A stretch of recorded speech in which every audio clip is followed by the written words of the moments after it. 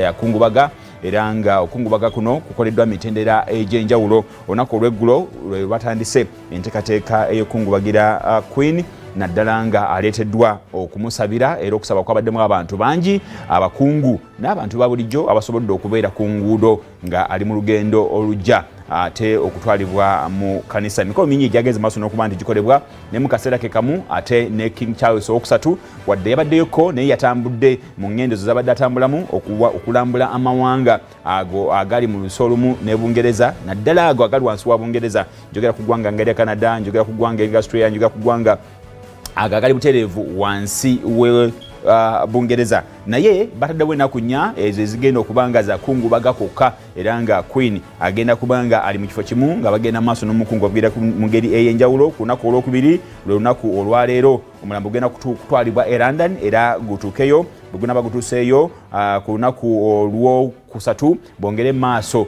n'okubanga bamukungubagira. Ku lunaku olwokuna y'engeri y'emu kabaka oba King Charles ajja kuba akyagenda maaso n'okutambula amawanga gali gonna okugalambula ate nga nene enteekateeka z'okukungubaga zigenda maaso. Ababaka ba Parliament bagenze maaso n'okukola okwogera okw'enjawulo era ne King Charles n'ayogerako gye bali mu kungubaga okwo. Tusuubira olunaku olwabbalaza zijja kuba ennaku z'omwezi 19 ejja kuba public holiday mu UK era bajja kuwaayo akaseera ak'eddakiika nga buli omu asirise ku lunaku olw'omukaaga naye ate ku lunaku olwa Sunday buli omu ng'asirise eddakiika ejja kuweebwayo mu UK wonna, naye ku lunaku olwa Monday ate lwe bagenda okubanga bamuziika. Enteekateeka eyo bw'egenda okubeera era tujja kuba tukusaako amawulire gonna nga bwe gana bagatambula mu nteekateeka ey'okungubaga.